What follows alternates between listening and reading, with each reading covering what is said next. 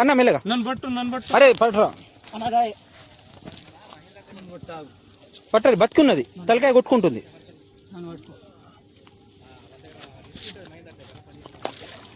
బతుకున్నది పట్టు గుంజ పట్టు మహేందర్ అన్న ఒక్క నిమిషం బతుకున్నది పట్టు ఇప్పుడు కొద్దిసేపు మహేందర్ అన్న ఒక్క 2 నిమిషాలు ఆగే అన్నది ఫోన్ నా దగ్గర ఫుడ్ వెళ్తుంది వాటర్ వెళ్తుంది బసంతి కొంచెం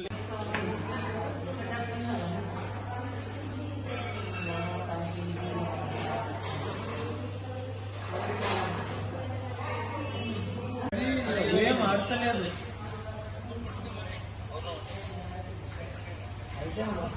మధ్యాహ్నం అందాజా 1 నుంచి 2 గంటల సమయంలో నాకు రవి అనే అబ్బాయి ఫోన్ కాల్ చేయడం జరిగింది. అతను ఫోన్ చేసి ఏం చెప్పినా అంటే ఒక ఉమెన్ బసంత చెరువులో సూసైడ్ చేసుకుంది, ఆమె దూకిందని చెప్పేసి తెలియజేయడం జరిగింది.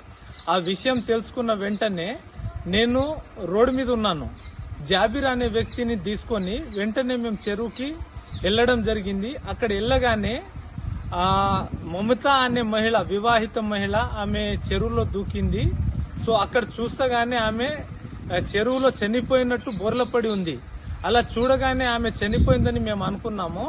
అలా ఆమెని చూస్తున్నప్పుడు వాటర్ నుంచి ఒక చిన్న నీటి బుడగ వచ్చింది. అప్పుడు రాగానే ఈమె ప్రాణం మిగిలే ఉందని చెప్పేసి అప్పుడే నేను వెంటనే చెరువులో దిగి ఆమెను బయటికి తీయడం జరిగింది. బయట తీసిన తర్వాత ఆమె శరీరంలో ఎలాంటి మూమెంట్ లేదు. అప్పుడు మేమేం చేసినామంటే ఒకవేళ సిపిఆర్ చేస్తే బతుకుతుందేమో అనే ఆశతో ఆమె సిపిఆర్ చేయడం జరుగుతుంది. అలా సిపిఆర్ చేసినప్పుడు వెంటనే ఆమె ముక్కు నుంచి మరి నోటి నుంచి వాటర్ రావడం, దాంతో పాటు ఆమె కాస్త ఆమె ముక్కు నుంచి బ్రీతింగ్ రావడం మరియు నాలుక కదలడం అనేటివి మేము గమనించాము. అలా గమనించిన వెంటనే ఆమె ప్రాణంతో ఉన్నట్టు మాకు అర్థమైంది. అయితే వెంటనే నేను 108 కి ఫోన్ చేశాను.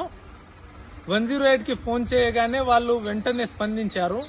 దాంతో పాటు బసంత చెరువు అనేది ఊరు నుంచి కాస్త దూరంలో ఉంటది. అక్కడికి 108 గాని ఇతర వేరే వాహనాలు రావడానికి ఇబ్బందికరంగా ఉంటది. కాబట్టి మేమేం చేశాను, వెంటనే ఆమెని భుజం మీద ఎత్తుకొని ఇతర మనుషుల సహాయంతో నేను భుజం మీద ఎత్తుకొని నర్సాపూర్ హాస్పిటల్ నందు తీసుకొని రావడం జరుగుతుంది. అదే సమయంలో మేము ఎప్పుడైతే ఆమెని ఇక్కడ హాస్పిటల్ తీసుకొని వచ్చామో అదే సమయంలో 108 స్పాట్ లో వచ్చేసింది. అదేముందంటే ఆమె అదృష్టం